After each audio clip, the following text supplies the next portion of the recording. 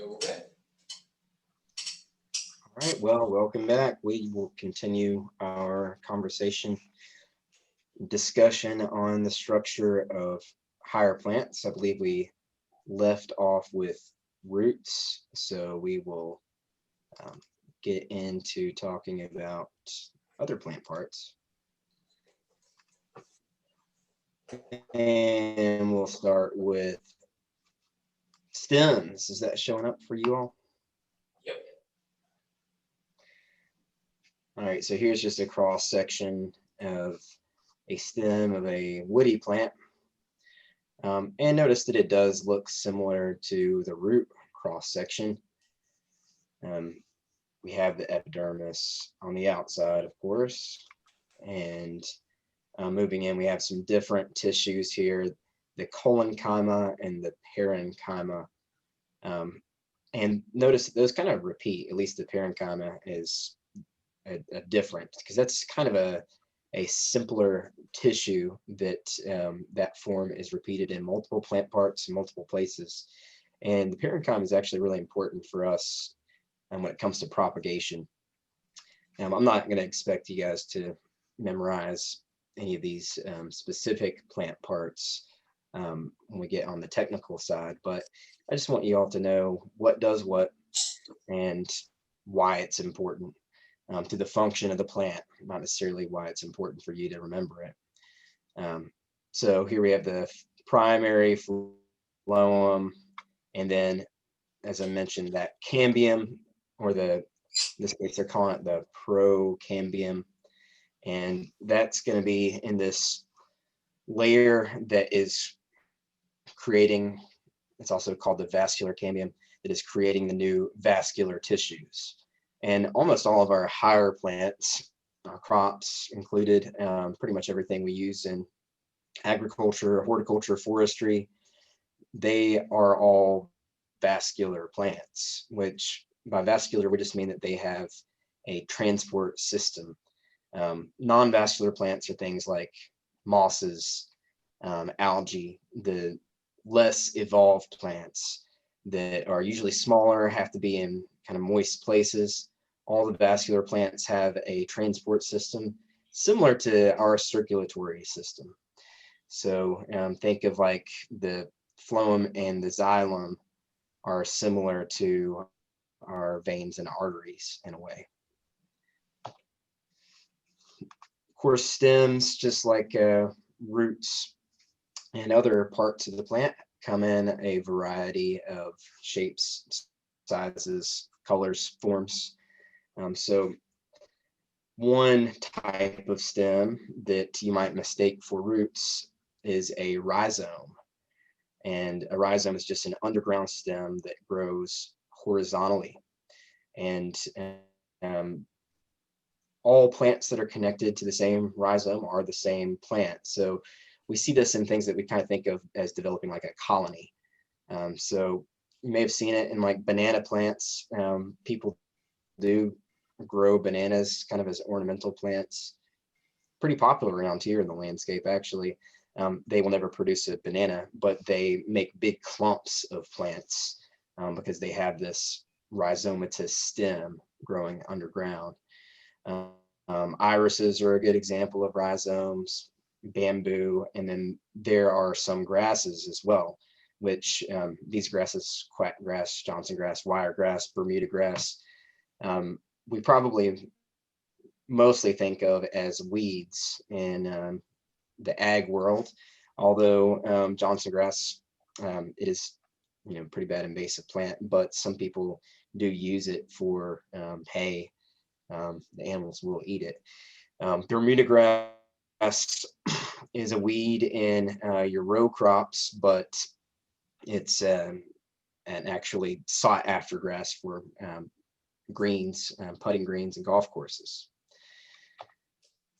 So another form of a stem is a stolon, and stolons are similar to rhizomes, except they are growing above ground. They're still growing horizontally, and they also take different forms in different plants. And actually, stolons can be both above ground and underground, but for the purposes of this class, we'll just think of them as above ground. So we call these runners in strawberry plants. So if you've grown strawberries before, you know, they have these kind of spindly little stems that attach the runner and the baby plant to the main plant. That is a stolon. And there are lots of other plants that have stolons too. But strawberries seem to be one of the better examples.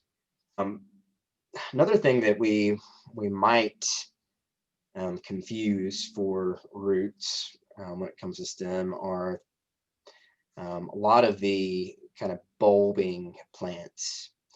So these are mostly kind of ornamental flowers, but in this case we have corms, like in a gladiolus or crocus and freesia.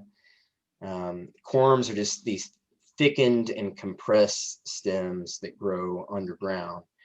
And they have these little plates here at the base, and that's kind of where your meristematic region is, and that's where the roots come from. But in between this kind of growth plate and the corm itself, you have another little region where these are technically stolons right here, these kind of horizontally growing stems with something at the end of it. And in this case, these are little cormals. So it's just like basically a baby corm. And that's actually really important for propagation as well.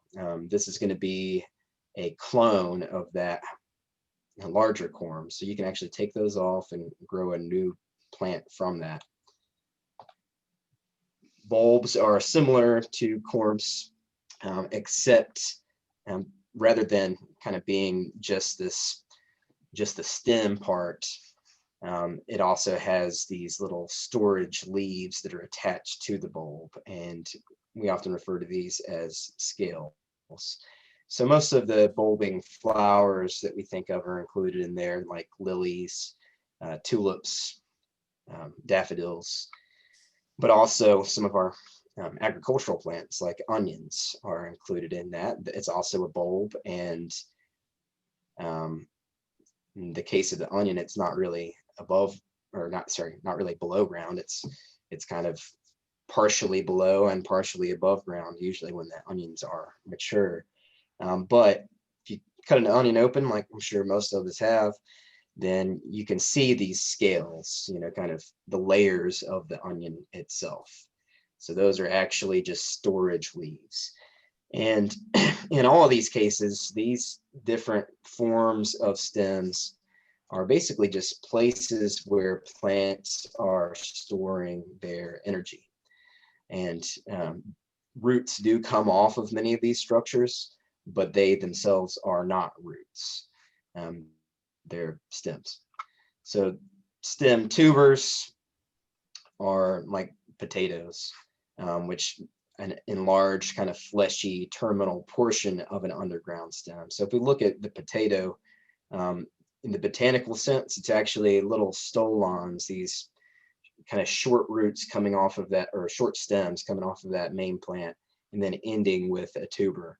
So it's storing its energy there. And these forms of stems can be very important for food, because you store energy there, then that becomes an important calorie source. And when we're looking at human nutrition, we talked about, you know, potato as being a pretty dense form of protein and calories. And that's because these plants are basically storing the extra energy from their photosynthesis in these specialized stems. All right, so moving away from stems and into leaves, which leaves, of course, I think of as like the little solar panels of the plant. That's where most of the energy production is taking place, where they're absorbing that carbon dioxide and sunlight and moving the water and nutrients from the soil up to those leaves in order to photosynthesize and make sugar, with which they grow other plant parts. They're moving that sugar and utilizing it to create new proteins to make new plant parts. So the leaves are very important and very complex. They generally have kind of a prescribed pattern and position and shape, which is going to be influenced to a certain degree by the environment itself, but also to a large extent just by the genetics of the plant.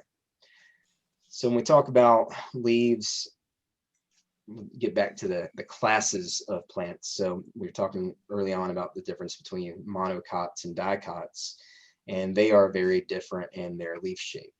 Most monocots have kind of more like a narrow, like strap shaped leaf that has parallel veins. So the veins are running up and down next to each other on that leaf, instead of net veination, which is what our dicots have.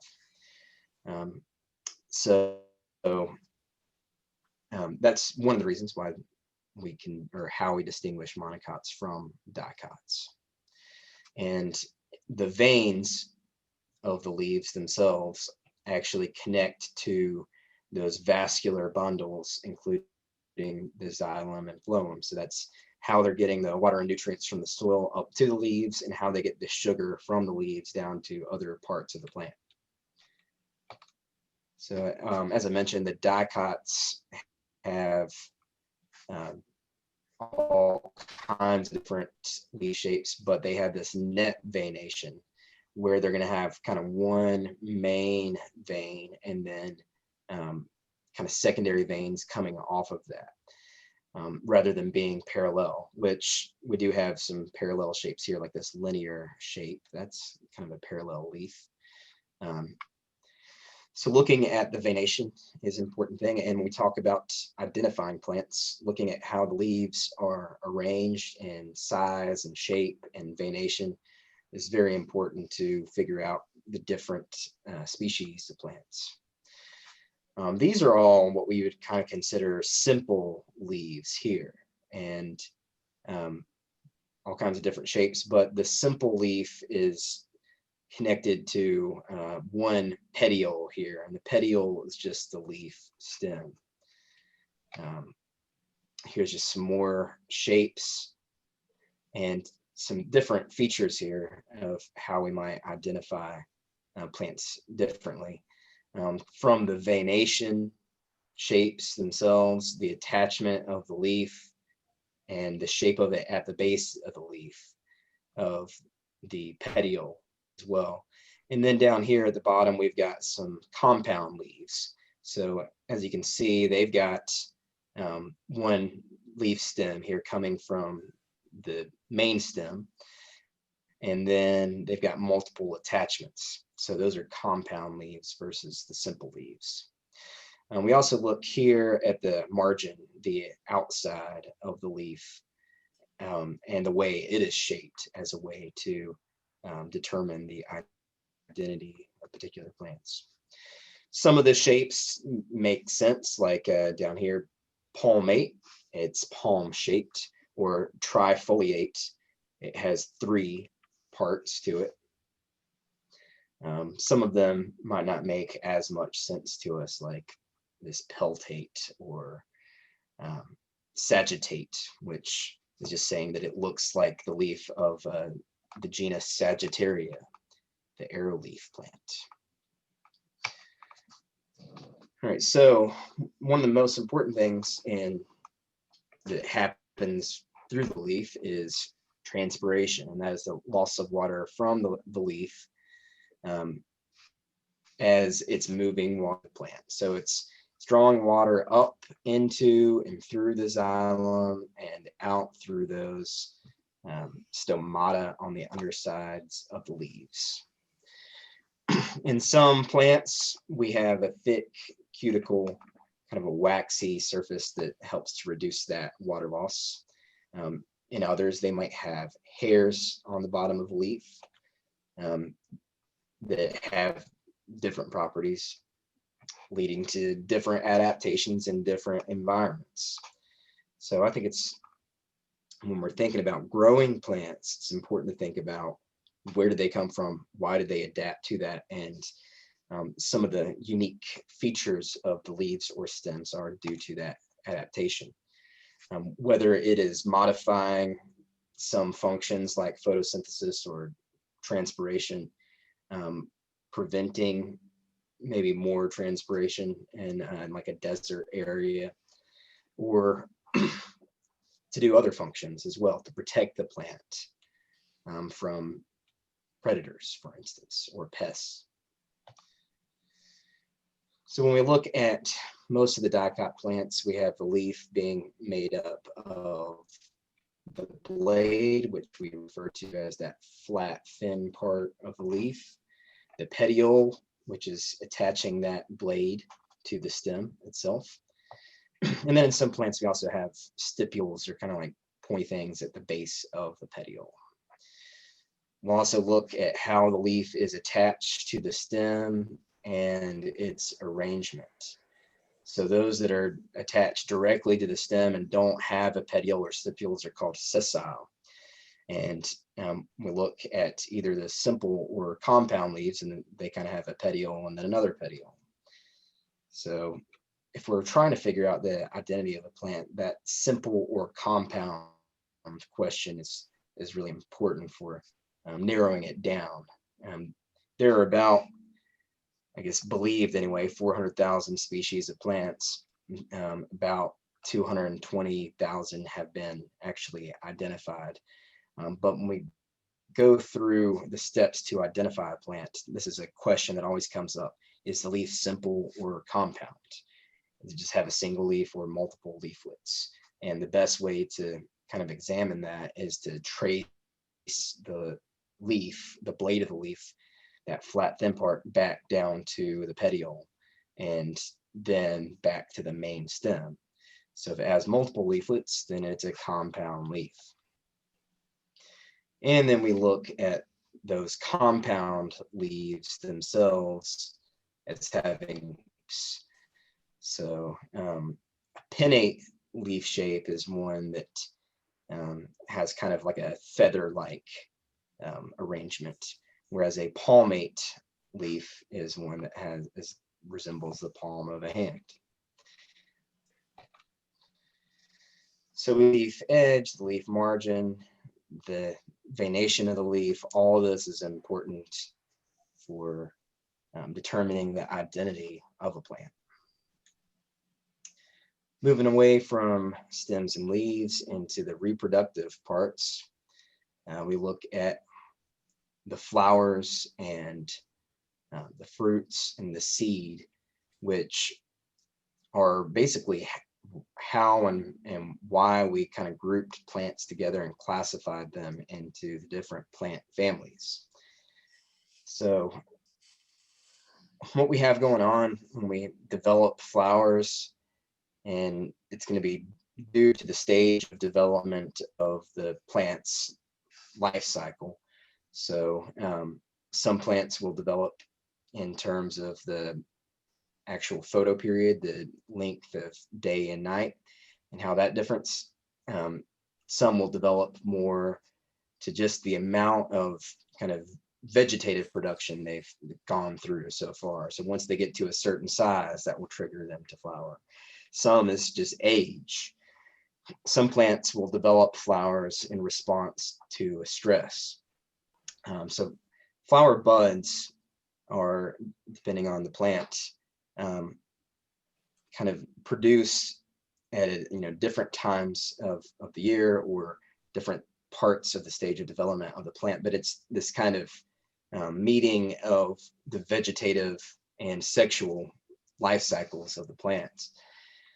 So they're a little bit different from just your regular vegetative bud, because of course they have the flower parts inside of them, and usually they're larger than a vegetative bud because of that. So in the angiosperms, the flowering plants, which again are the ones that we look at mostly because they are mostly the broadleaf plants that we use in agriculture. We do use some of the gymnosperms as well, but mostly for things like timber. Either way, the this sexual reproduction phase occurs through flowers. And in the gymnosperms, in those, you know, needle type plants or narrow leaved plants, they have a different form. It's not technically, botanically speaking, a flower. It's a little bit different. You know, we look at those as being cones, but it's similar in that it does the same function. So of course the flower bud develops to whatever environmental or genetic cues, and then it opens up into the flower. The flower gets fertilized by pollen, and then it's going to develop into a fruit, and then within the fruit will be seeds. And that's kind of the process for angiosperms, very kind of simplified version of that. Flowers can be solitary, or they can be in clusters. And a cluster of flowers is also called an inflorescence. And they can vary in shape, size, form among a species, and then also amongst greatly varying amongst a genus or a family. So they're grouped together into plant families by those reproductive features, looking at the flowers, the fruit, and the seeds. And then more specifically amongst a genus, by the different shapes and sizes of those parts. And then very specifically to the species, by often just one difference in one of those parts, or in some cases, the flower and fruit and seed will be similar, but there will be a difference in the leaf shape. So flowers and inflorescences are the most important when it comes to identifying and classifying plants.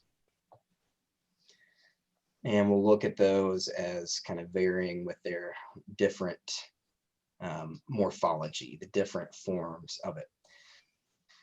Almost all plants will have some form of these kind of basic flowers, though. This is kind of your archetypal flower right here, and most flowering plants will have most of these parts. They won't have all of them necessarily, depending on what type of flower it is. But nonetheless, here they are. We got the petals, which usually kind of thinking of these on the kind of outside of the flower, and usually being the showy part of the flower that has the most color. Not always, but usually. On kind of below the petals are the sepals, and the sepals are what was enclosing that flower into a flower bud before it opened. Sometimes the sepals are absent, sometimes they fall off after the flower opens, but we usually think of these as kind of like the green part of a flower that kind of encloses it and it remains attached as the flower opens. The pedicel, think of it like a pedestal. It is the flower stem, a little bit different than the petiole. And then the actual reproductive parts are broken down into the pistil, which is the female part, and the pistil is further broken down into the stigma, which is just that top, the tip of it that is sticky and receptive and collects the pollen. The style is this pollen tube. Well, it's not, the pollen tube is a different thing, but the tube that the pollen tube is within, that kind of narrow passageway for the pollen travel down. And then that leads to the ovary itself, which the ovary contains usually several ovules inside of it, and those develop into seeds. So often the ovary becomes kind of like the seed pod or the fruit. On the left, we've got the stamen, which is the male part, and we look at the anther as the tip that produces the pollen, the filament as the stem that holds up the anther. So if we're looking at a flower from above over here in this diagram, the outside kind of whorl or kind of collection of the parts in that ring is collectively called the calyx. So that's all of the sepals together. The corolla, one step inward, would be all of the petals together. The collection of stamens is the androecium, the male part. The collection of everything that is part of the pistil is the gynoecium, the female part. And we also look at the arrangement of the ovaries themselves. So in this case, a superior ovary is above most of the flowering parts. So where the actual ovules are stored would be above the male parts, or at least the base of the male parts, above the petals and sepals. Half inferior is kind of on the same plane, and inferior is where the ovary is below where those parts are attached. Just with stems and leaves, same deal with the flowers. We look at the different shapes. These would all kind of be inflorescences. These are clusters of multiple flowers, except for the solitary one here. So we have spikes and racemes, panicles, cymes, umbels, corums, catkins, spadix. These are all just some of the different, I guess these are the most common of the different morphologies of the flower clusters. Also very important to identify the plant, and also important for getting the harvestable portion if it's a fruit. How do these flower shapes lead to that? So a lot of these are unique features to a family of plants. For instance, this spath and spadix type flowers, particular to the Araceae family. They all have that same type. And if you're trying to figure out something that might jive with that, think of like a peace lily. That's something that has this kind of spatula shaped flower, the spath, and then the spadix, which actually has this kind of club shaped flower that then develops into the seeds. And flowers can also be indeterminate or determinate, and in this case we're talking about how they are opening. So are they opening from the inside out or from the outside in? More on that later when we talk about the life cycles of plants. So kind of the picture of the flower that we looked at is from kind of the archetypal flower is coming from the rose family, which a lot of our fruit trees are in that same family, like apricots and apples. And these are complete flowers because they have all of kind of the main flower parts. They've got the sepals, the petals, the stamens, the pistils. They got both male and female. They've got pretty much everything that you would think of in that archetypal flower. Incomplete flowers, on the other hand, are those that are going to lack one or more of those four parts. So complete or incomplete. Complete has them all. Incomplete is missing one of the main parts of the flower.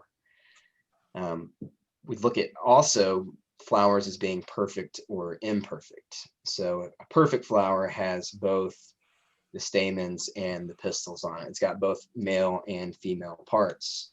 Imperfect flowers are missing either the staminate, the male flowers, or the pistillate, female flowers.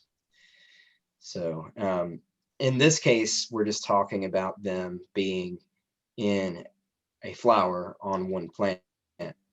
So the plant itself could have both male and female parts on it, but they're in different flowers. If we have both the pistillate and staminate flowers on different individual plants, then the species is dioecious. And we can break that word down in Latin, di, of course, meaning two, Aetius meaning like houses. So think of dioecious as two houses, a male plant and a female plant. There's not a ton of agricultural plants that are dioecious. There are some examples, like spinach, for instance. Hemp has a male plant and a female plant. There aren't a ton of them out there, though, that we use in agriculture that have either one sex or the other. Most of them have both on the same plant. And even when we have these dioecious plants, and we do have a separate plant for the males and a separate plant for the females, often we'll have some kind of hermaphrodites where they end up, they're supposed to just be male or female, but they end up having both organs. And that, I think, is just because the plant wants to reproduce. That's the goal of its life, is to make more seeds, make more versions of itself. So we get that happening often when the plant is stressed, especially if it's already in its flowering kind of mode and then it gets stressed out. All right, so plants that have both stamina and pistillate flowers on the same plant are monoecious. They have one house for both sexes, and that's most of our agricultural plants. All right, flowers, of course, turn into fruits, and the fruit is the matured ovary that contains those ovules, protecting those seeds, and in many cases, helping to distribute and disseminate those seeds away from the parent plant.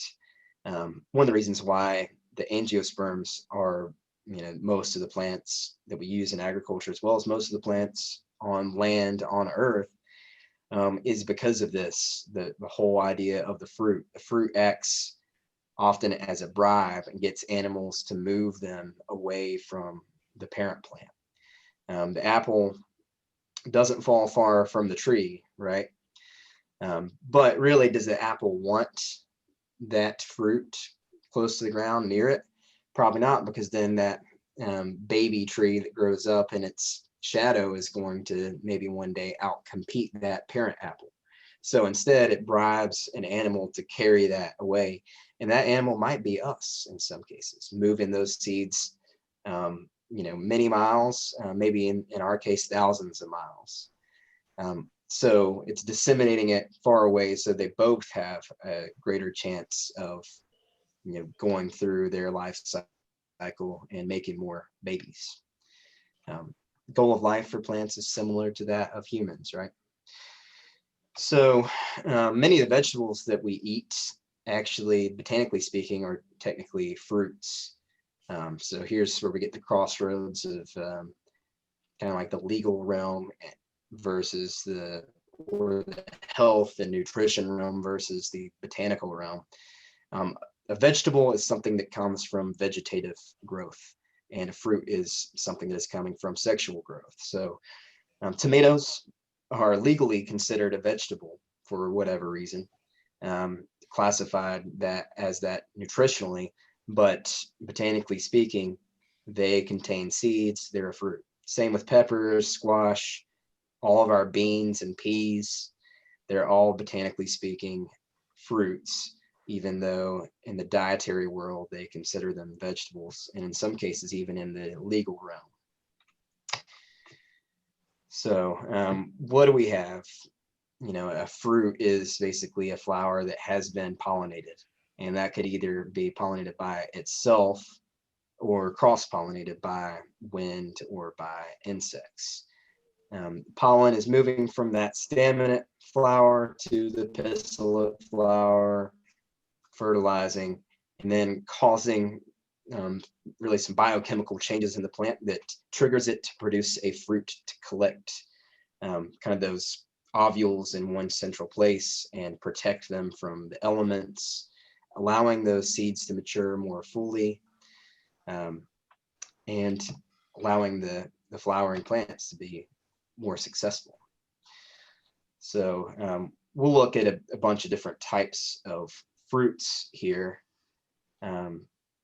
Again, I don't think you have to memorize these, but just taking a look at why they're classified differently. So that have one ovary formed from one flower, it could still have multiple ovules in that ovary, but it's just got one ovary. And amongst the simple fruits, we've got kind of the dry fruits versus the fleshy fruits. And the fleshy fruits include this pericarp, which just think of it as kind of the tissue, part of the pulp, all these accessory parts that develop into this kind of succulent tissue that helps to keep those seeds protected and moist while they're developing. So we talked about gymnosperms, the kind of cone-bearing plants, those that have kind of the narrow kind of needle-like leaves versus the broad leaves. They are not, botanically speaking, fruits, but they're similar. They're cones. And a cone is not botanically considered a fruit because it technically does not come from a flower. So all fruits do come from flowers. So big difference between angiosperms and gymnosperms.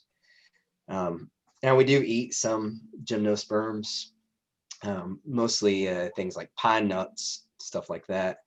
I don't think that they're not like a main agricultural crop though. I mean, in some areas, sure, pine nuts are probably important agriculturally, but for our purposes, we usually think of the gymnosperms as being used for wood, fiber, shelter. All right. So on the fruit front, we got berries. Berry is just a pulpy fruit, and you probably wouldn't expect this, but things like bananas, dates, grapes, peppers, tomatoes, they're all, botanically speaking, berries. And that's because it is forming from one or more of the carpels that is developing few to many seeds. So multiple carpels, multiple seeds, it's a berry. Another kind of fruit is a Hesperidium, which also has several carpels. And you can kind of see, here's a carpel right here. Let me turn this into the pen. So that's, one individual carpel coming from that flower. So it's got inner pulp juice sacs or vesicles that enclose it in a leathery rind. So Hesperidiums are pretty well just unique to the citrus fruits. We have peepos, which are unique to the squash family. And peepos are formed from an inferior ovary, as we can see in this image. So we've got a cucumber here, and on the left we got a male flower. So cucumbers are not always, but are often imperfect in that they have a male and female. They're still monoecious, they're still on the same plant, but they're on different parts. So we have a male flower versus a female flower. And this is true for most of the peepos. The female flower, though, has this kind of inferior ovary, which looks to us like kind of just an immature fruit, but it's not yet fertilized at that point. So at this point, it's just technically still an ovary. Looks like a miniature version of the mature fruit, though. So peepos also have multiple carpels and bear many seeds. Drupes are simple fruits that are derived from a single carpel, which often just have one single seed. From that single carpel, though, we have a few different layers. We got an outer layer, the exocarp, which becomes the skin, the mesocarp, which is our fleshy fruit, and then the endocarp is the inner layer, which in most drupes, we kind of consider this kind of hard stone fruit. And typically we refer to this as the pit. Um, and sometimes we'll say that it's the seed too, but actually the seed is inside of that. So you've probably seen it. You've opened up the pit of a peach or a plum at some point, and you see that there is another seed within that. So think of the exocarp, mesocarp, and endocarp as basically just being the fruit and the shell, and then inside of that is the actual seed. So drupes, another example of a drupe would be like an avocado. Single carpel, single fruit, single seed. Pomes are simple fruits made up of several carpels, but a little bit different. If you take a cross section of a pome, it's going to have this kind of star shape on it. So think of like an apple and pear. Those are pomes. They have these kind of cells in the center, which end up being dry in there. So covered by a fleshy carpel though. Dehiscent fruits are those that naturally just split open at maturity to expose the seeds. So example of that would be like milkweed, or a lot of our grains, our brassicas, all of our cabbage crops. These fruits naturally just split open. Most of the dehiscent fruits need to have dry seeds, so that's why they're splitting open at maturity to expose them. Legumes have kind of a pod-shaped fruit where we have a single carpel that often does dehisce along both of the seams or carpal sutures. So we have these in the legume family, the pea family, peas and beans. Then we have capsules, which form from multiple carpels, which produce a ton of teeny tiny little seeds. So we look at like poppies, for instance, as a capsule. A follicle is these very similar, but just slightly different in that it's splitting open only along one seam. So mostly wildflowers we have as follicles. Silex are dehiscent fruits that are unique to the mustard family, the brassicas. Then we have the indehiscent fruits that do not split open when they are mature. And usually we have achenes as being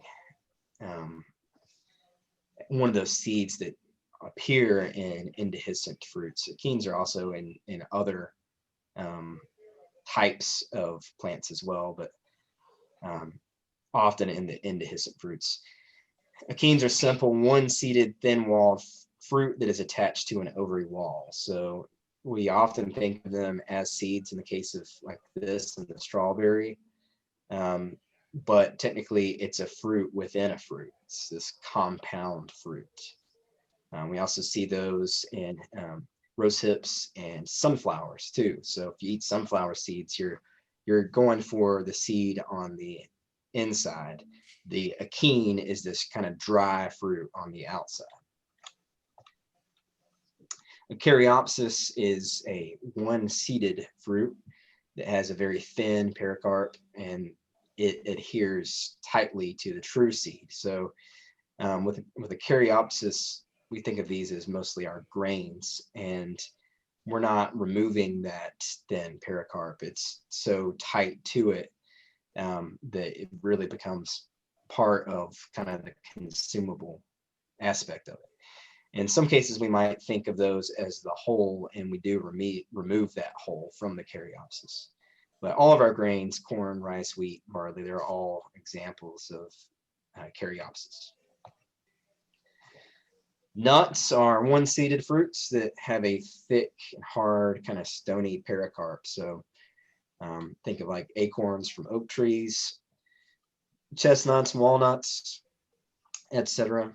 Most of the things that we consider nuts. Samaras are a one-seeded or two-seeded fruit that have a wing-like structure formed. So we play with the maple samaras as a kind of the helicopter deal. Those are samaras, so just another type. And while these two examples, elms and maples, are not in the same family, they still are closely related because they have that wing-like fruit. A schizocarp is a fruit that is formed when two or more carpels are going to kind of develop into two one-seeded halves. So things like, and these are almost all in the same family as well. The umbellifers, things in the Apiaceae family, the carrots, dill, parsley. Then we have aggregate and multiple fruits that form from several ovaries that the true fruits are attached to or contained within. So aggregate fruits have a bunch of different ovaries on a single flower, and those ovaries could be multiple seeds too. So strawberries are an example of an aggregate or multiple fruit, as well as blackberries and raspberries. And they're in the same family, still that rose family. And the flowers look very similar, except if you look closely at them, at those flowers, then you will see that there are multiple pistils, which lead to multiple ovaries, which then develop into these compound aggregate fruits.